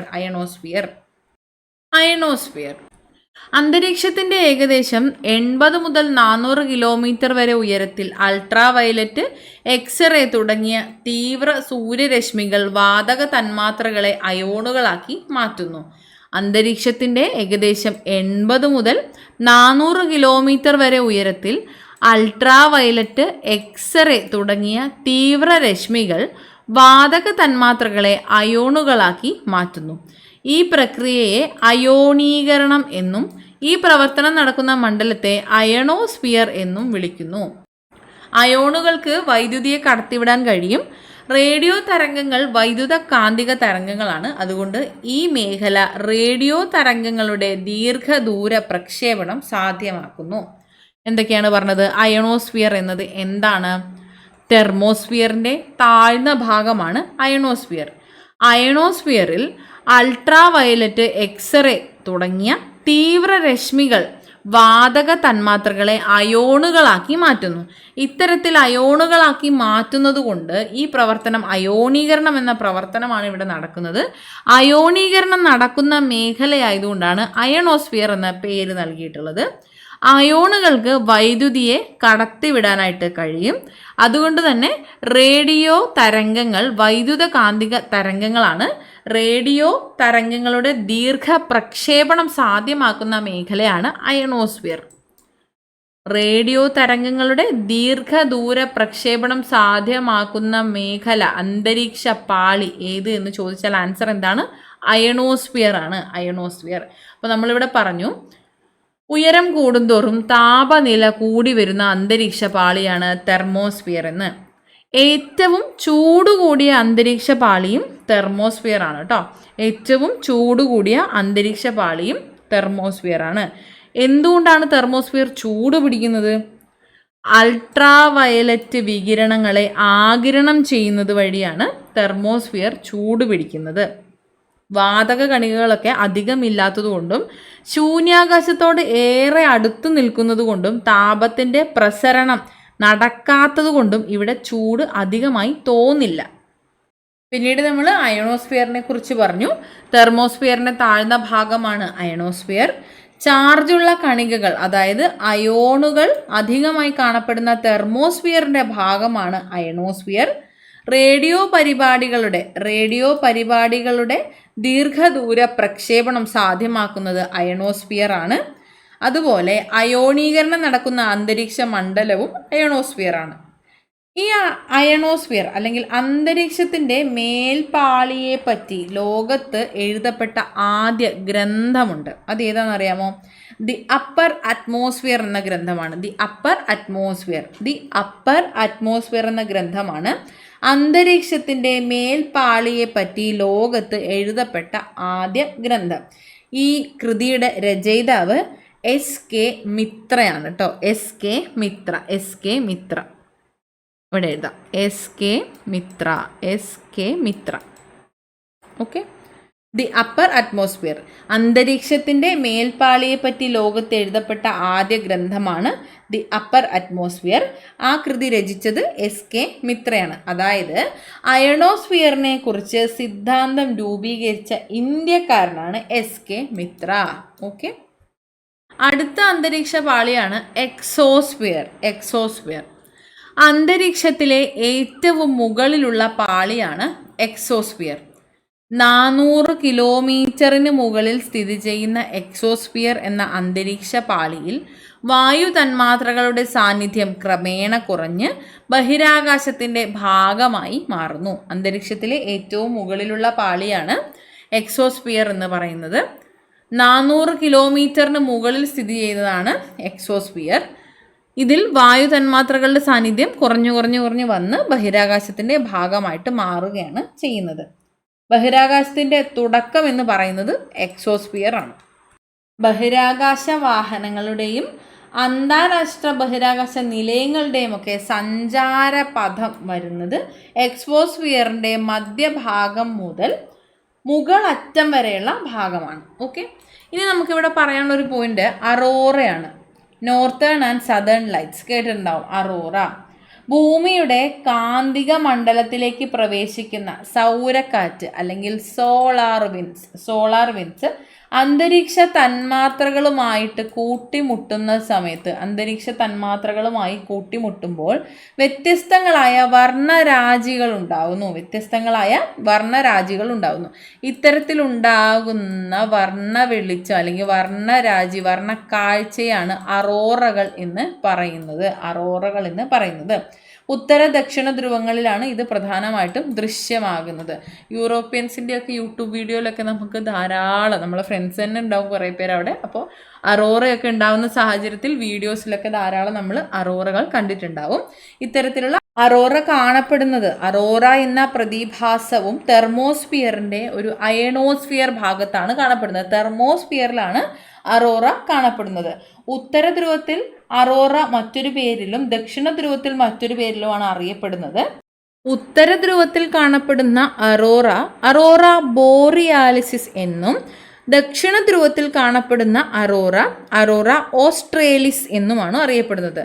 ഉത്തരധ്രുവത്തിൽ അറോറ ബോറിയാലിസ് എന്നും ദക്ഷിണ ധ്രുവത്തിൽ അറോറ ഓസ്ട്രേലിസ് എന്നുമാണ് അറിയപ്പെടുന്നത്. ഉത്തരധ്രുവത്തിൽ അറോറ ബോറിയാലിസ് എന്നും ദക്ഷിണ ധ്രുവത്തിൽ അറോറ ഓസ്ട്രേലിസ് എന്നുമാണ് അറിയപ്പെടുന്നത്. ഓക്കെ, അപ്പോൾ എല്ലാ അന്തരീക്ഷ പാളിയെക്കുറിച്ചുള്ള സവിശേഷതകളും നമ്മൾ പറഞ്ഞു കഴിഞ്ഞു. എത്ര അകലത്തിലാണ്, എത്ര ഉയരത്തിലാണ് അന്തരീക്ഷ പാളി ഉള്ളത് എന്നതും അതുപോലെ അന്തരീക്ഷ പാളിയുടെ പ്രധാനപ്പെട്ട പോയിന്റ്സും കൃത്യമായി തന്നെ വേർതിരിച്ച് പഠിക്കാനായിട്ട് ശ്രദ്ധിക്കണം. ഇവിടെ തന്നിട്ടുള്ളത് പോലെ അന്തരീക്ഷ പാളിയുടെ പേര്, ഭൗമോപരിതലത്തിൽ നിന്നുള്ള ഉയരം, താപനിലയിലുണ്ടാകുന്ന മാറ്റം, അതുപോലെ മറ്റ് സവിശേഷതകളെല്ലാം കൃത്യമായി തന്നെ പഠിക്കണം. ഇത് ഓരോ തരത്തിലും PSC ചോദിച്ചിട്ടുണ്ട്. അപ്പോൾ അതെല്ലാം കൃത്യമായി തന്നെ അറിഞ്ഞിരിക്കണം കേട്ടോ. ഇവിടെ exosphere, thermosphere, mesosphere, stratosphere, troposphere തന്നിട്ടുണ്ട്. ചേരുംപടി ചേർക്കാനാണ് പറഞ്ഞിട്ടുള്ളത്. ഉയരം കൂടുന്തോറും താപനില വർദ്ധിക്കുന്നു. ഏതാണ്? ഒരു കാര്യം ചെയ്യാം, നമുക്ക് നേരത്തെ കണ്ട ആ ഒരു പിക്ചറിൽ നമുക്ക് ഒന്നും കൂടെ ഒന്ന് പറഞ്ഞു നോക്കാം. അപ്പോൾ കുറച്ചും കൂടി ഇത് ക്ലിയർ ആയിരിക്കും. ഇവിടെ നമ്മൾ കണ്ടു അന്തരീക്ഷ പാളി ഇപ്രകാരത്തിലാണുള്ളത്. ട്രോപ്പോസ്ഫിയറിൽ നമ്മൾ എന്താ പറഞ്ഞേ? ഓരോ 165 മീറ്റർ ഉയരത്തിൽ പോകുമ്പോഴും 1 ഡിഗ്രി സെൽഷ്യസ് എന്ന നിരക്കിൽ താപം കുറഞ്ഞാണ് വരുന്നത്. 1 ഡിഗ്രി സെൽഷ്യസ് എന്ന നിരക്കിൽ ടെമ്പറേച്ചർ കുറഞ്ഞു വരുന്നത് ട്രോപ്പോസ്ഫിയറിലാണ്. ഇനി സ്ട്രാറ്റോസ്ഫിയർ നമ്മൾ എന്താ പറഞ്ഞേ? ഒരു നിശ്ചിത ഉയരത്തിന് ശേഷം താപനില കൂടി വരുന്നു. ഒരു മിനിറ്റ്, ഇതിനു മുന്നേ നമ്മൾ പറഞ്ഞ ഈ ഒരു പ്രക്രിയയ്ക്ക് ഒരു പേര് പറഞ്ഞിരുന്നല്ലോ, ഓർമ്മയുണ്ടോ? ഓരോ 165 മീറ്ററിന് ഉയരം കൂടുന്തോറും 1 ഡിഗ്രി സെൽഷ്യസ് എന്ന നിരക്കിൽ താപം കുറഞ്ഞു വരുന്നതിനെ നോർമൽ ലാപ്സ് റേറ്റ് എന്ന് പറയുന്നു എന്ന് നമ്മൾ പറഞ്ഞു. ക്രമമായ താപനഷ്ട നിരക്ക് എന്ന് നമ്മൾ പറയുന്നുണ്ട്. അത് ട്രോപ്പോസ്ഫിയറിലാണ് കേട്ടോ. തൊട്ട് മുകളിൽ സ്ട്രാറ്റോസ്ഫിയറിൽ വരുമ്പോൾ എന്താണ് സംഭവിക്കുന്നത്? ഓരോ നിശ്ചിത അളവ് ഉയരം കൂടുന്തോറും ഊഷ്മാവ് കൂടിയാണ് വരുന്നത്, താപം കൂടിയാണ് വരുന്നത്. താപം കൂടുന്നു, ടെമ്പറേച്ചർ ഇൻക്രീസ് ചെയ്യുന്നു. അടുത്തത് മീസോസ്ഫിയറിൽ എന്താ സംഭവിക്കുന്നത്? ഉൽക്കാപതനം സംഭവിക്കുന്ന അന്തരീക്ഷ പാളിയാണ്. ഇതൊക്കെ ഉൽക്കകളാണെന്ന് സങ്കല്പിക്കുക. ഉൽക്കാപതനം സംഭവിക്കുന്ന പാളിയാണ് മീസോസ്ഫിയർ. ഉയരം കൂടുന്നതിനനുസരിച്ച് താപം കുറയുന്ന പാളിയാണ്. താപത്തിന് എന്ത് സംഭവിക്കുന്നു? താപം കുറയുന്നു. ഉയരം കൂടുന്നതിനനുസരിച്ച് താപം കുറയുന്ന അന്തരീക്ഷ പാളിയാണ് മീസോസ്ഫിയർ. അടുത്തത് ഇതാണ് അറോറ എന്ന് പറയുന്നത്. അറോറ ലൈറ്റ്സ്, ധ്രുവദീപ്തി എന്നറിയപ്പെടുന്ന അറോറ ലൈറ്റ്സ് ആണ്. കാണുന്നത് എവിടെയാണ്? തെർമോസ്ഫിയറിലാണ്. തെർമോസ്ഫിയറിൽ താപത്തിന് എന്ത് സംഭവിക്കുന്നു? ഉയരം കൂടുന്തോറും താപനിലയും കൂടിയാണ് വരുന്നത്. താപം കൂടിയാണ് വരുന്നത്. എക്സോസ്ഫിയറിൽ നമ്മൾ പറഞ്ഞു വായു സാന്നിധ്യം കുറഞ്ഞു ബഹിരാകാശത്തിൻ്റെ ഭാഗമായിട്ട് മാറുന്നു എന്ന്. ഇത് സ്പേസ് സ്റ്റേഷനാണ്. അപ്പോൾ അതൊക്കെ കാണപ്പെടുന്നത് എക്സോസ്ഫിയറിലാണ്. ഏകദേശം ഒരു ഐഡിയ കിട്ടിയില്ലേ? ഇനി ആ ക്വസ്റ്റ്യൻസ് ഒന്ന് ചെയ്ത് നോക്കാം. ഉയരം കൂടുന്തോറും താപനില വർദ്ധിക്കുന്നത് ഏതാണ്? തെർമോസ്ഫിയർ ആണ്. തെർമോസ്ഫിയർ. അതുപോലെ താപനില ഏറ്റവും കുറഞ്ഞ പാളി ഏതാണ്? മീസോസ്ഫിയർ ആണ്. അന്തരീക്ഷത്തിലെ ഏറ്റവും കുറഞ്ഞ താപനില മീസോസ്ഫിയറിലാണ് ഉള്ളത്. മീസോപാസിലാണ് അനുഭവപ്പെടുന്നത് മീസോസ്ഫിയർ. ഉൽക്കകൾ കത്തിച്ചാരമാകുന്നത്, ഉൽക്കകൾ ഏതിലാണ് വരുന്നത്? നമ്മൾ പറഞ്ഞ ഉൽക്കകൾ പതിക്കുന്ന അല്ലെങ്കിൽ ഉൽക്കാപതനം ഉണ്ടാകുന്നതും മീസോസ്ഫിയറിലാണ്. അപ്പോൾ അതിൻ്റെ ആൻസർ എന്താണ്? മീസോസ്ഫിയർ ആണ്. ഉൽക്കാപതനം ഉണ്ടാകുന്നത്, ഉൽക്കകൾ കത്തിച്ചാമ്പലാകുന്നതും മീസോസ്ഫിയറിലാണ്. വായു തന്മാത്രകൾ ക്രമേണ കുറഞ്ഞ് ബഹിരാകാശത്തിലേക്ക് ലയിക്കുന്നത് ഏതാണ്? എക്സോസ്ഫിയർ ആണ്. ഏറ്റവും മുകളിലത്തെ പാളിയിലാണ് അങ്ങനെ സംഭവിക്കുന്നത്. ഉയരക്രമത്തിനനുസരിച്ച് ഒരു നിശ്ചിത തോതിൽ താപം കുറയുന്ന പാളി ഏതാണ്? ട്രോപ്പോസ്ഫിയർ ആണ്. നോർമൽ ലാപ്സ് റേറ്റ് ആണ് ഇവിടെ പറഞ്ഞിട്ടുള്ളത്. അത് സംഭവിക്കുന്നത് ട്രോപ്പോസ്ഫിയറിലാണ്. ഓസോൺ വാതക സാന്നിധ്യമുള്ള മേഖല, ഓസോൺ ഏത് പാളിയിലാണ്? സ്ട്രാറ്റോസ്ഫിയറിലാണ്. 80 കിലോമീറ്റർ മുതൽ 400 കിലോമീറ്റർ വരെ ഉയരത്തിൽ സ്ഥിതി ചെയ്യുന്നത് തെർമോസ്ഫിയർ ആണ്. തെർമോസ്ഫിയർ എന്ന അന്തരീക്ഷ പാളിയാണ്. അപ്പോൾ ഏകദേശം അന്തരീക്ഷ പാളികളെ കുറിച്ചുള്ള കൃത്യമായിട്ടുള്ള ഒരു അവബോധം നമുക്ക് കിട്ടിയെന്ന് വിശ്വസിക്കുന്നു. ഭൂമിയുടെ ഉള്ളറ, അന്തരീക്ഷം, അന്തരീക്ഷ പാളികൾ, അവയുടെ സവിശേഷതകൾ എന്നിവ നാം വിശദമായി ഇപ്പോൾ ചർച്ച ചെയ്തു, നമ്മൾ മനസ്സിലാക്കി. ഭൂമിയിൽ ജന്തുജാലങ്ങളുടെ നിലനിൽപ്പ് സാധ്യമാകുന്നതിൽ അന്തരീക്ഷത്തിൻ്റെയും ഭൗമോപരിതല സവിശേഷതകളുടെയും പങ്ക് നിർണായകമാണ്. അപ്പോൾ ഇത്രയാണ് ഇന്നത്തെ ഈ ഒരു ക്ലാസ്സിൽ നമുക്ക് പഠിക്കാനായിട്ടുള്ളത്. ഈ ഒരു ചാപ്റ്ററിൽ ഇത്രയാണ് ഉൾപ്പെടുത്തിയിട്ടുള്ളത്. വിശദമായ വിവരങ്ങൾ നമ്മൾ ശരിക്കും ഇതിനെക്കുറിച്ച് പഠിക്കേണ്ടതായിട്ടുണ്ട്. അന്തരീക്ഷ പാളി, അവയുടെ സവിശേഷതയൊക്കെ വളരെ പ്രധാനപ്പെട്ടതാണ്.